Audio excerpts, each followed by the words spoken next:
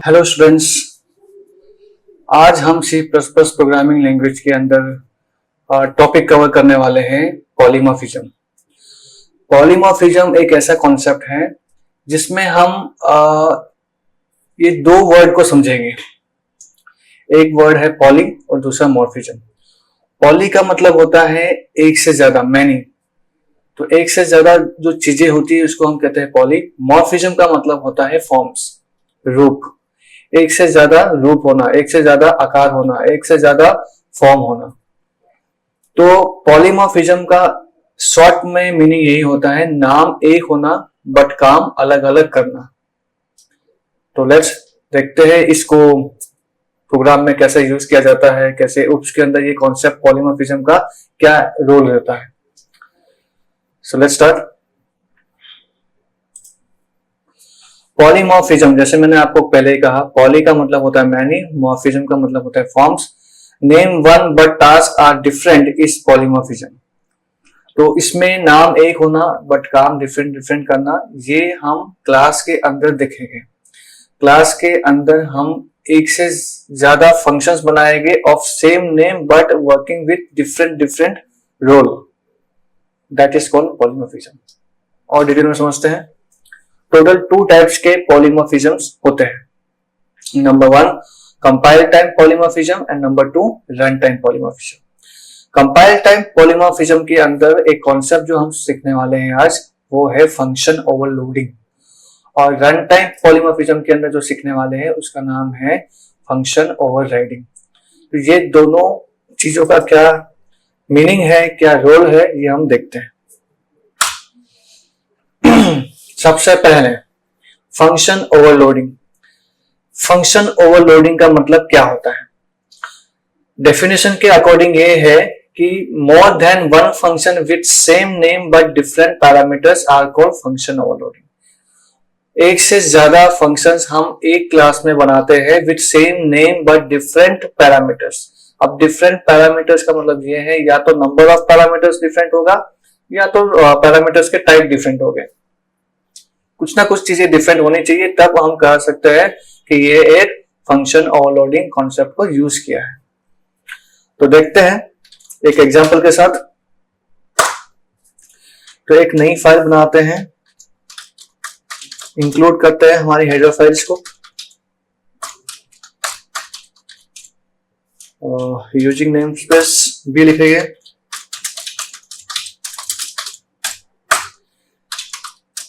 तो यहां पर सबसे पहले बिफोर मेन हम एक क्लास बनाएंगे और क्लास का नाम हम रख देते हैं suppose test. This is one class. यहां पर हम पब्लिकली कुछ वेरिएबल्स ले लेते हैं, जैसे कि A B C D and E. Total 5 variables मैंने लिए हुए हैं। अब एक फंक्शन हम बना रहे हैं जिसका नाम है कैलसी। फंक्शन के ब्रैकेट में, फंक्शन के इस ब्रैकेट में हम जो भी वेरिएबल्स यहाँ पे मेंशन करेंगे उनको कहा जाता है पैरामीटर्स। तो यहाँ पे हम एक नहीं, 2 वेरिएबल्स डिफाइन करेंगे, एक x और एक y, दोनों इंटीजर्स हैं। अब इन दोनों का करेंगे हम एडिशन a के अंदर और इसको सी आउट भी कर देंगे।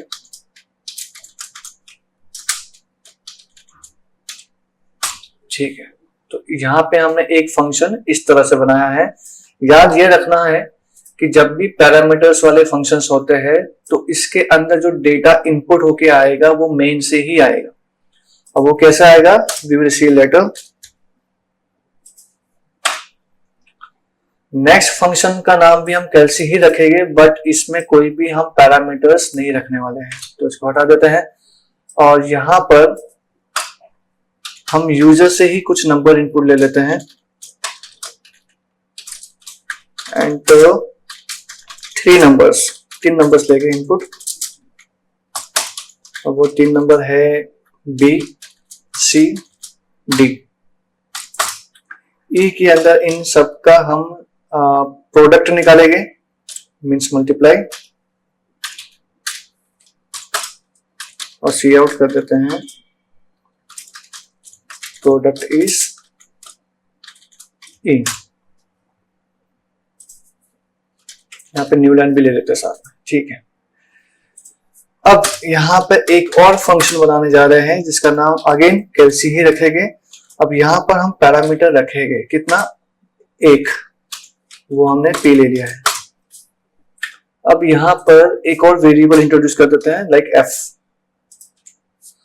और f में यहाँ पर p का स्क्वायर निकाल रहे हैं, p इंटू p, और यहाँ पे हम सी आउट कर देते हैं स्क्वायर इज दिस,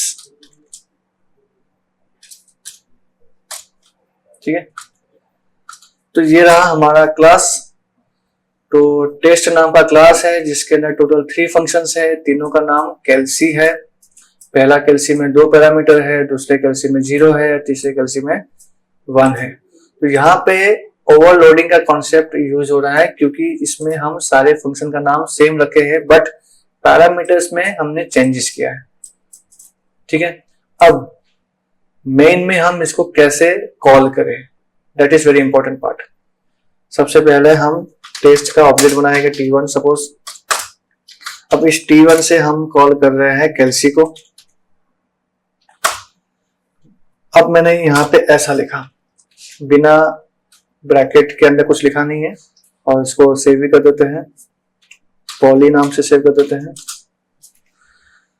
फिलहाल इतना लिखकर अगर हम इसको एग्जीक्यूट करते हैं तो यहाँ पे हमें क्या मिलेगा, तो अगर हम ध्यान से समझें तो यहाँ पे ये वाला फंक्शन रन होगा। ये वाला फंक्शन में कोई पैरामीटर है ही नहीं, तो यहाँ पे भी हमने कोई पैरामीटर का कोई वेरिएबल लिखा ही नहीं है, तो वो इसी को मैच करेगा। रन करके देखते हैं, यहाँ पे आउटपुट में आ रहा है एंटर 3 नंबर्स, और यहाँ पे भी एंटर 3 नंबर्स है, मतलब यही फंक्शन रन हो रहा है। Okay, no problem. अब यहाँ पे हमें 3 अलग अलग नंबर्स लिख देने हैं कुछ भी, तो उसका प्रोडक्ट जो भी आना चाहिए वो आ जाएगा। तो एक ही फंक्शन रन हुआ, वो भी ये वाला, क्योंकि मैंने यहाँ पे ब्रैकेट में कुछ नहीं लिखा। अगर हम कुछ लिखते हैं जैसे कि 45, 10, ये 2 नंबर मैंने लिखे हैं, तो यहाँ पे जितने भी आप वैल्यू पास कर रहे हो फंक्शन के अंदर, उस वैल्यू को हम कहते हैं आर्ग्यूमेंट्स।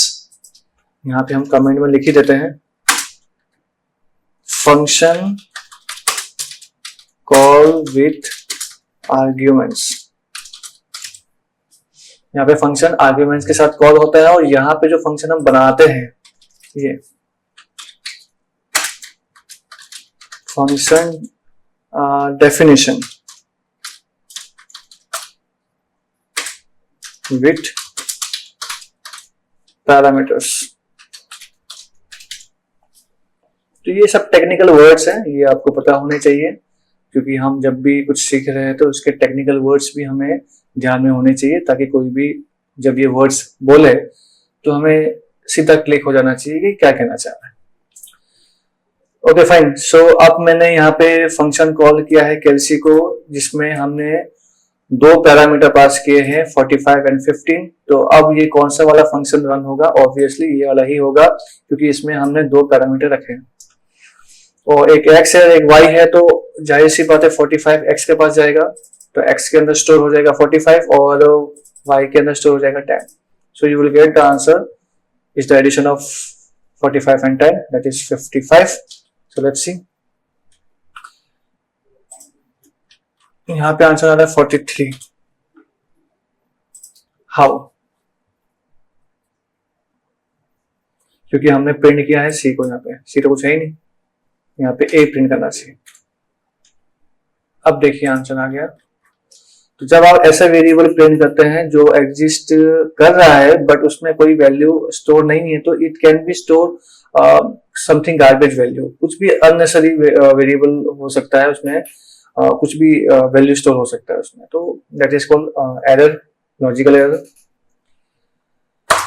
सो यहाँ का आंसर आ रहा है ठीक ठाक। अगर मैंने यहाँ पे केवल एक ही नंबर पास किया, वो भी 10, तो फिर ये वाला फंक्शन कॉल होगा, और इसमें हमने p लिखा हुआ है तो 10 p के अंदर जाएगा, उसका स्क्वायर बनेगा f के अंदर, f आउटपुट आ जाएगा।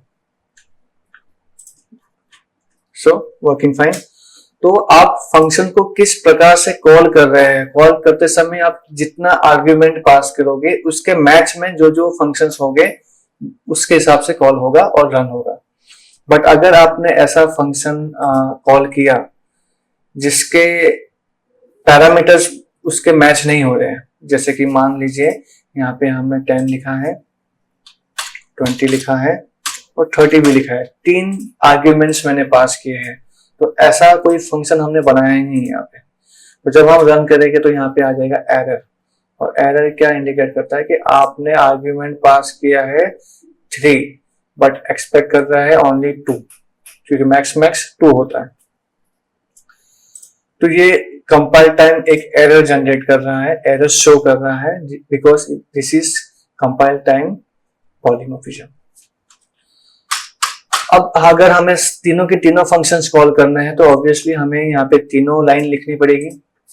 एक तो हम ये लिख देंगे t1 डॉट कैल्सी विथ 1 आर्ग्यूमेंट, सपोज मैंने यहाँ पे लिख दिया 14, और तीसरा हम लिख देंगे t1 डॉट कैल्सी विदाउट आर्ग्यूमेंट, तो ये डेटा यहाँ पे पूछ लेगा।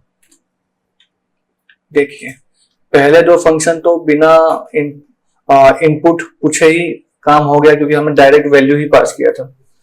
बट अगर हम डायरेक्ट वैल्यू नहीं पास करना चाहते हैं, यूजर से पूछना है, तो हम मेन में ही पूछ के फिर वो वेरिएबल को एज ए आर्ग्यूमेंट पास कर सकते हैं। तो ये भी एक तरीका है। तो यहाँ पे 3 नंबर्स हम कोई भी टाइप कर देते हैं, तो उसका प्रोडक्ट जो भी होता है वो आ जाएगा। सो आई थिंक आप ये समझ गए होंगे कि फंक्शन ओवरलोडिंग का मीनिंग क्या है। ठीक है, नेक्स्ट आगे बढ़ेंगे। Function overriding. Function overriding concept ये कहता है कि more than one function with same name and same parameters but in different classes are called function overriding. यहाँ पे फंक्शन का नाम भी सेम और उनके पैरामीटर्स भी सेम, लेकिन सेम क्लास नहीं, डिफरेंट क्लास। और डिफरेंट क्लास मतलब आप कॉन्सेप्ट समझ सकते हैं, इनहेरिटेंस की ही बात हो रही है। तो इनहेरिटेंस के अंदर ही ये चीजें पॉसिबल है कि आप फंक्शन ओवरराइडिंग को इंप्लीमेंट कर सकते हो। तो देखते हैं इसका एक एग्जांपल, तो और अंडरस्टैंडिंग होगा। Let's create a new file. कुछ रिक्वायरमेंट्स को पहले ही लिख देते हैं।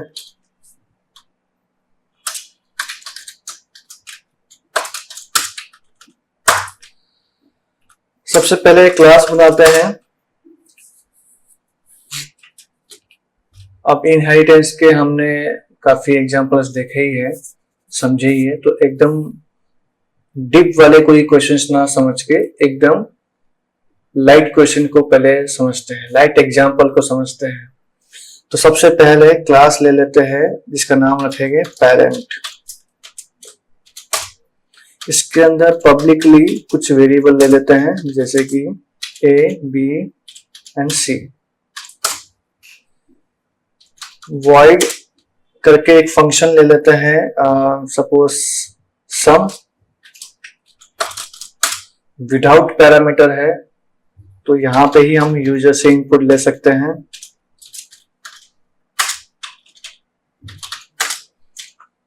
टू नंबर्स हम यूजर से इनपुट ले लेते हैं, एक A में और एक B में। C के अंदर इन दोनों का एडिशन परफॉर्म होगा और C आउट हो जाएगा C की वैल्यू। ये काम हमारा खत्म होता है पेरेंट क्लास का। नाउ क्लास नंबर 2 नाम दे देते हैं हम चाइल्ड, और इसको कनेक्ट करना होगा ऊपर वाली क्लास से, तो पब्लिक लिखिए और फिर लिख लीजिए पेरेंट। ये चीज आपको ऑब्वियसली पता ही होगी, क्योंकि इनहेरिटेंस के अंदर हमने ये चीज अच्छे से समझा है। अब यहाँ पे भी हम वेरिएबल ले लेते हैं x एंड y। फंक्शन का नाम सेम जो ऊपर रखा है सम वही रख रहे हैं बिना पैरामीटर के, तो फंक्शन का नाम भी सेम हो गया, पैरामीटर भी सेम हो गया, बट डिफरेंट क्लास में हो गया। अब यहाँ पे हम एक ही नंबर यूजर से ले गए,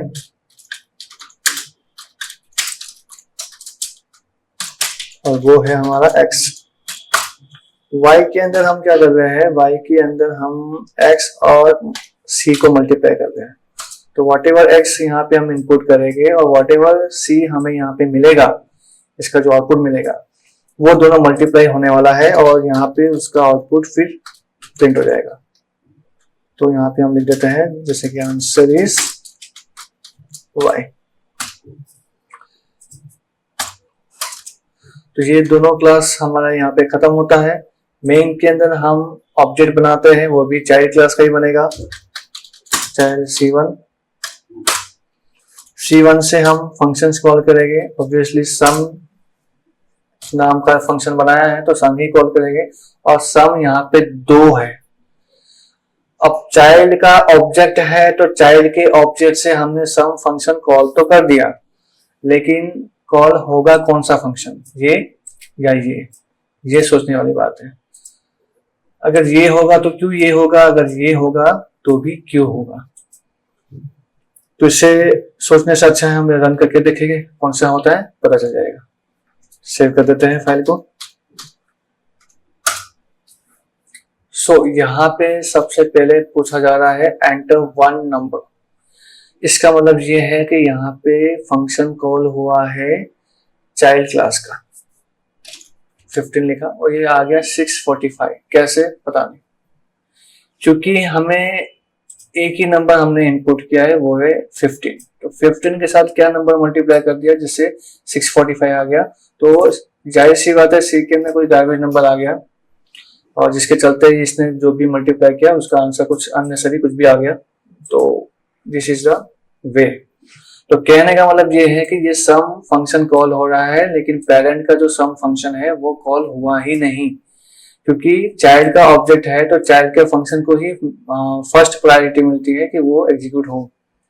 बट हमें तो ये वाले सम को भी करना ही है। हाँ, अगर हमने अलग नाम दिया होता तो जाहिर सी बात है यहाँ पे हम C1 डॉट वो नाम दे देते हैं जो भी नाम यहाँ पे हमने रखा होता। बट सम नाम का ही बनाना है। मान लो सम कंडीशन ये कहता है कि हमें सम नाम का ही दोनों फंक्शन बनाना है। तो क्या करेंगे, तो इस वाले सम के अंदर हम लिखेंगे पेरेंट क्लास का नाम, जो कि यहाँ पे मैंने पेरेंट ही रखा है क्लास का नाम। आप जो भी रखोगे उसके हिसाब से लिखना है। उसके बाद डबल कॉलन करते ही यहाँ पे सारे मेंबर्स एक्सेसिबल हो जाते हैं। तो इसमें से हम सम को ही कॉल करेंगे कुछ इस तरह से। तो होगा क्या, जब आप सम कॉल करोगे मेन से तो होगा कॉल यही, लेकिन उसके अंदर रिडायरेक्ट हो जाएगा पेरेंट के सम के पास। फिर ये पेरेंट के सम का अंदर जो भी आपने कैलकुलेट किया है वो प्रोसेस होने के बाद ही यहां से आगे का प्रोसेस होगा। So when you run the program, here see enter 2 numbers पूछा जा रहा है। तो 2 नंबर्स आपने जो भी टाइप किया उसका आंसर आ गया एडिशन 134। अब यहाँ पे मैं एक नंबर टाइप कर रहा हूँ 10, तो इन दोनों का मल्टीप्लाई होके आंसर आ जाएगा 1340, विच इज एब्सोल्युटली करेक्ट। तो होप आप यहाँ पे समझ गए होंगे कहने का क्या मतलब है कि जब भी इनहेरिटेंस मेथड्स के साथ जब आप ऐसा फंक्शन यूज कर रहे हो जो पेरेंट क्लास के अंदर भी है और चाइल्ड क्लास के अंदर भी है, तो उनको रन करने के लिए आपको फंक्शन ओवरराइडिंग का टेक्निक यूज करना होगा, नहीं तो ये आपको रिजल्ट प्रॉपर नहीं मिलेगा। तो यही चीज आपको याद रखनी है और ऐसे ही चीजें आपको क्वेश्चंस प्रैक्टिस भी करनी है। और ये कुछ क्वेश्चंस लिखे हुए हैं, 2 है अभी आपके पास, आपको इसको प्रैक्टिस करना है, समझना है। कोई भी डाउट हो तो मुझे जरूर पूछना है और नहीं हो तो अच्छी बात है। और इसके बाद जो भी हम आगे पढ़ेंगे वो भी इम्पोर्टेंट चैप्टर है, तो उसमें भी हम मन लगा के आगे कॉन्सेप्ट को बढ़ाएंगे। तब तक के लिए good bye and thank you.